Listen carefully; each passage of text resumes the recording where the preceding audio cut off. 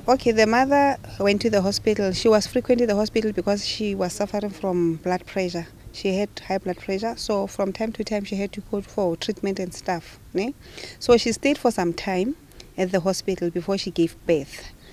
So the day when she gave birth, the baby was okay until, she even used a walking ring. So, the day we didn't discover like now that the child is suffering from progeria, we were told it's skin problem. Then it went on and on. When I asked her, when did this start? Then she said, you know what? She saw a small, mark on the skin.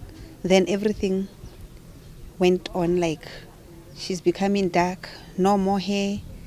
But the speech has been there from, she's the way you see her bubbly, she's been like that, from the time she started speaking. She never had speech problem. She never had walking problems. It's just that she was not growing well. 2010, I think it was 2010, 2008, between 2008 and 2010. And, it was not like the hospital discovered. We have a cousin who was in UK then. Then she discovered that in UK. Then she came back home. Then they took the child back to the hospital to go and make the tests and stuff. That is when they discovered that the baby has got a progeria. We never heard of such, but some months before we knew, I saw a photo of one of the girls who's got progeria as well. She's staying in Vonnerboom. And then I came home. Then I told the mom, you know what? I saw a child. They're looking for donation for a child who's suffering from a disease called progeria. And she looks exactly like Ontlametse. So I don't know. But because I'm not in a health profession, I didn't take it further. I thought I gave her information, trying to say to her, this is not the only child. And, Ontlametse, as she was growing, as she was progressing, from time to time, she was a weak child physically. Though speech, talking has been there, whether she was sick or what. But yeah, it was frustrating. She would have diarrhea. She would, she was suffering from any kind of disease.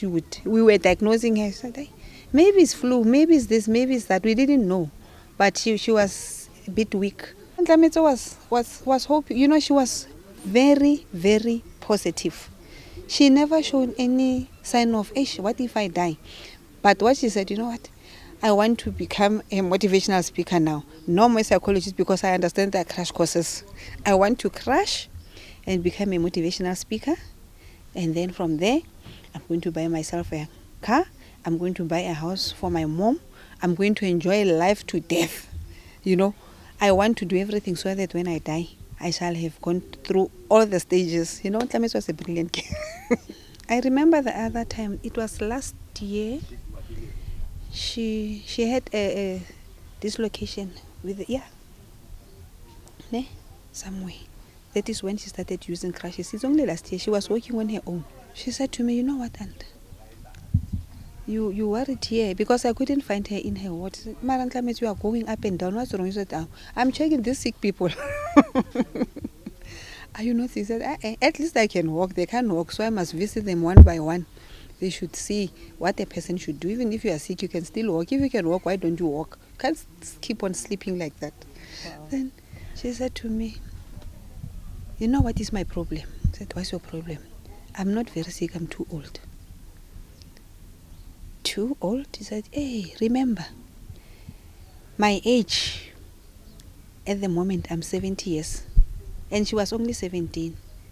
According to my conditions, that's what she said. I'm 70 years now. You know why old people are dying? I said, I don't know. He said, their hearts, there's a hole in their heart. Then as you grow, it goes smaller and smaller and smaller, and it closes, then you die. Now my heart is close to being closed. Now the doctor have seen it. Then they are saying they want to put in a balloon, like just to open it, to increase my lifespan. Now they told me it's very risky. So I said to them, look, let us do it the natural way. God will decide. I don't want to risk my life, whereas I've got short lifespan. I don't want to rush. Let God take his decision.